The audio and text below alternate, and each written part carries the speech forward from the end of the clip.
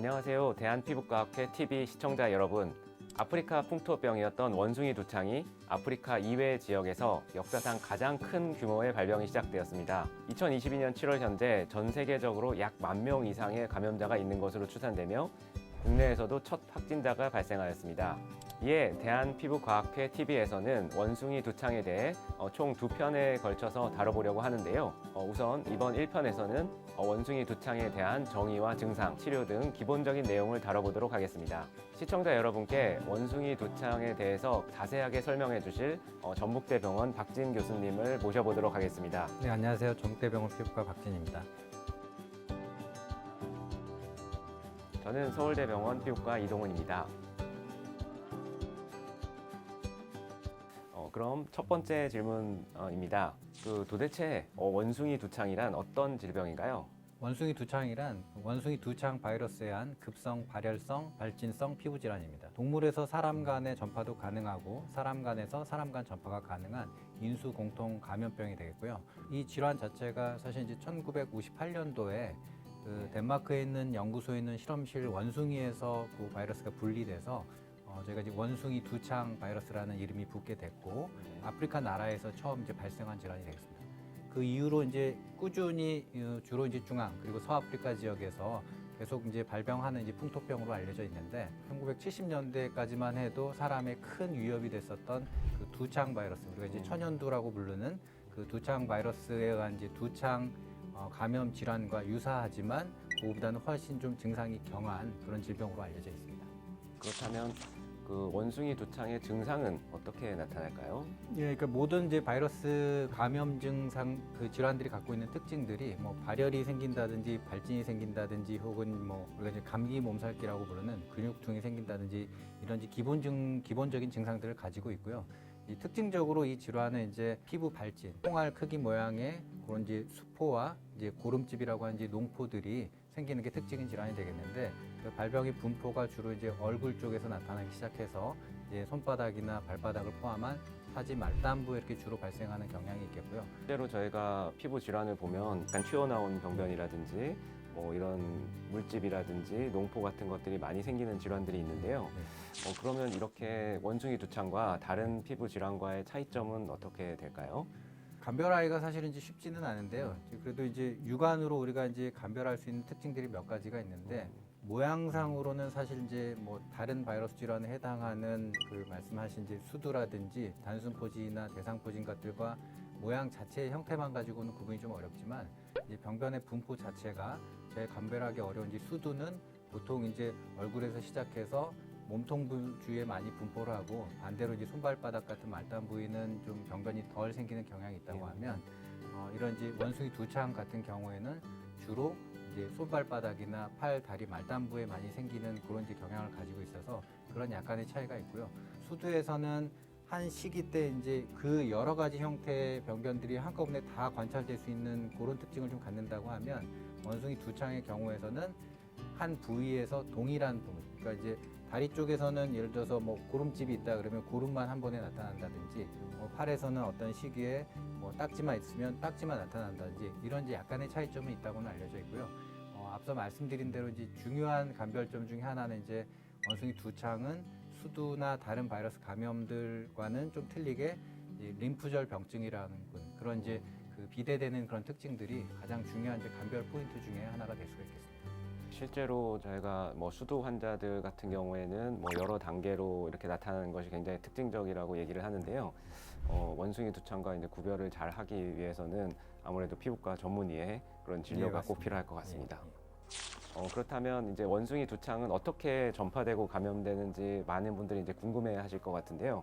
두 가지로 나눌 수 있는데 처음 말씀드렸는데 이게 인수 공통 감염병이기 때문에 동물로부터 사람으로 전파될 수 있는 하나의 가능성이 있고 그다음에 이제 사람으로부터 이제 감염된 사람으로부터 사람으로 전파될 수 있는 특징이 있는데 그 첫 번째 이제 그 동물에서 사람으로의 감염을 시키는 주요 매개체는 쥐나 혹은 다람쥐나 이런 이제 아프리카 쪽에서 주로 서식하는 설치류를 통해서 이게 문다든지 접촉을 한다든지 해서 사람한테 감염될 수 있다고 알려져 있고요. 그다음에 사람에서 사람 간의 전파 방식은 크게 이제 4가지로 이루어지는데 가장 흔한 경로는 밀접한 신체 접촉, 그러니까 피부를 직접 그 환부를 다른 사람과 직접 이제 닿는다든지 혹은 뭐 체액을 통해서 전염이 된다든지 뭐 이런 것들이 가장 중요한 전파 방식으로 알려져 있고요. 그 이외에도 그 감염된 환자가 사용하는 의복이나 침구류나 이런 거를 통해서도 가능성은 높지는 않지만 간접적으로 전파될 수 있다고 알려져 있습니다. 그리고 이제 세 번째는 우리가 이제 다른 바이러스 감염들, 우리가 뭐 코로나 바이러스라든지 이런 거에서 우리가 알 수 있듯이 호흡기 비말을 통한 전파도 가능은 한 걸로는 되어 있지만 실제로 이제 공기 중으로 그냥 떠다니는 이런 바이러스 파티클을 통해서 전파가 이루어지는 것은 매우 희박하다고 알려져 있고 마지막으로는 이제 감염된 산모에서 태아로 이제 수직 전파되는 그런 가능성도 있습니다. 예, 자세하게 설명해 주셔서 감사합니다. 이게 전염이 되는 질환이긴 한데 중증도가 낮으면 좀 안심해도 되는 걸까요? 많은 분들이 우려를 갖고 있는 게 현재까지 언론을 통해서 보고된 이 질병의 치명률이 대략 3에서 6% 정도다. 코로나 바이러스가 지금까지 알려진 그 치명률이라는 게 많은 사망자가 나왔음에도 불구하고 전체적인 치명률은 저희가 이제 0.1% 정도 수준밖에 안 되거든요.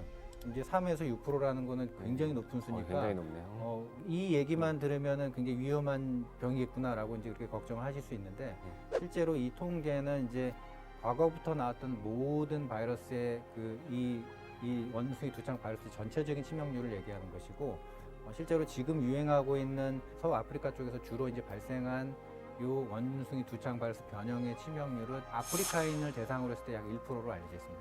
근데 그것도 높지만 실제로는 근데 아프리카 이외 지역에서 지금 유행하고 있는 이 바이러스의 치명률은 거의 사망하는 사례는 거의 없다고 알려져 있고요. 예. 이 질병에 대해서 너무 이렇게 위험한 병이라고 이렇게 우려하거나 걱정하실 필요는 없을 것 같습니다. 최근에는 이 아프리카 이외 지역에서는 사망률이 없는다고 말씀 주셔서 좀 다행이라고 생각이 됩니다. 그러면은 일단 원숭이 두창이 좀 경하거나 좀 심하거나 그런 경우에 어떻게 치료를 보통 하게 되나요? 이 원숭이 두창 바이러스도 결국엔 이제 전염성을 갖기 때문에 우리가 당연히 이제 질병에 걸리게 되면은 이제 격리해서 치료를 해야 되는 건 맞습니다. 이제 다만 앞서 말씀드렸듯이 이 증상 자체가 매우 강하기 때문에 건강한 사람들 같은 경우에서는 특별한 치료를 사실 요하지 않고 대부분은 경미하게 앓고 자연적으로 그냥 스스로 낫게 되는 그런 경과를 거치기 때문에 반드시 꼭 어떤 특별한 치료가 필요하다고 생각되지는 않고요. 저희가 이제 감기 몸살기가 걸렸을 때 두통이 있으면은 진통제를 먹고 이렇게 열이 나면은 해열제를 먹고 그다음에 탈수가 생기면은 수액을 보충한다든지 이런 정도의 대증 치료를 하는 것만으로도 대부분은 치료가 될 것이라고 우리가 생각을 하고요. 다만 이제 그 중증으로 갈 위협이 있는 분들, 폐렴이나 2차적인 감염이나 혹은 뇌염이라든지 이런 이제 위중한 증상이 생길 가능성이 건강인보다는 조금 높기 때문에 이런 환자분들한테서는 이제 저희가 이제 원숭이 두창 바이러스 치료제가 따로 있어서 그런 치료제를 이제 투약을 하는 것은 이제 적극적으로 저희가 이제 권장을 해야 되는데 그런 약제가 이제 국내에 이미 이제 들어와 있는 약이 있고 최근에는 가장 효과적이라고 알려져 있는 테코비리마트라는 이런 약제도 이제 정부에서 이제 구입을 해서 지금 이미 도입이 된 상황이고요. 그 감염이 이전에 이제 이 백신을 맞았던 사람들의 혈액 내에 있는 혈청을 뽑아서 주는 이뮤노글로불린 이런 것들을 이제 같이 주사하는 방법도 그런 환자분들한테는 저희가 고려를 해볼 수 있겠습니다. 코로나19도 어떤 치료제도 있고 또 백신도 있는 것이 이제 많이들 아실 텐데요. 원숭이 두창도 백신이 있다고 들었고 최근에 그 뉴스에서 보니까 이렇게 막 여러 번 찔러서 하는 방법을 하는 걸 봤는데요. 백신 접종이 가능할까요? 정확하게 말씀드리면은 원숭이 두창 바이러스 자체에 대한 백신 자체는 현재 이제 존재하지 않습니다. 다만 이제 이 원숭이 두창 바이러스가 사람 두창 바이러스나 백시니아 바이러스 같은 이 바이러스하고 같은 그 과에 속하는데 이 바이러스에 대한 저희가 이제 백신을 가지고 있고 이런 바이러스에 대한 백신을 사용하는 것이 원숭이 두창 바이러스에 의한 감염증에도 약 한 85% 정도 효과가 있다고 알려져 있기 때문에 이 정도면 이제 충분히 예방 효과가 있다고 이제 저희가 입증할 수 있는 거군요. 그래서 이런 백신들이 나와 있는데 백신도 종류가 몇 가지가 있는데 이제 아까 교수님 말씀하신 이제 여러 번 찔러서 해야 되는 이제 ACAM 2000이라고 하는 그 백신은 말씀하신 대로 한 15번 정도를 피부에 찔러 놓고 거기에 이제 다시 이제 고름집이 그 병변이 바이러스여야 되는 이게 살아있는 바이러스를 주입하는 거기 때문에 그 두창과 유사한 바이러스 병변이 생기면 이제 저희가 이제 면역력을 갖는다고 생각하는 그런 방법이 있긴 있습니다. 이제 하지만 이 방법이 직접적인 그 바이러스를 넣어주는 거인데다가 또 다른 감염의 위험도 있고 이 자체가 좀 번잡스럽고 좀 복잡하기 때문에 최근에는 이 바이러스보다 좀 한 단계 좀 진화한 3세대 백신이라 그래서 저희가 이제 뭐 진네우스라고 하는 그런 상품명을 가진 그 백신이 있는데 그 바이러스 백신이 지금 역시 이제 정부에서 뭐 한 5천 명분 정도를 지금 도입하려고 계획을 하고 있다고 생각을 하고 있고요. 국외에서는 당연히 이제 그런 고위험군 환자한테 뭐 감염될 위험이 있는 환자들한테서 이미 유행하고 있는 나라들 영국이나 프랑스에서는 이미 이제 접종이 시작되고 있고 국내의 경우에서는 아직은 그 이런 바이러스를 많이 다뤄야 되는 그런 이제 실험실 종사자나 이런 환자들을 볼 가능성이 있는 그 감염내과나 뭐 이런 피부과의 의료진들을 대상으로 지금 적극 권장하고 있는 상황이고요. 아직 이제 일반 국내에 지금 이 바이러스가 지금 확산되어 있는 상황은 아니기 때문에 뭐 일반 국민들이 내가 맞고 싶다고 해서 지금 이제 맞을 수 있거나 이런 상황은 아닌 걸로 알고 있습니다. 너무 자세한 정보 감사드립니다. 이렇게 원숭이 두창이 확산 방지를 위해서는 어떤 조치가 좀 필요할까요?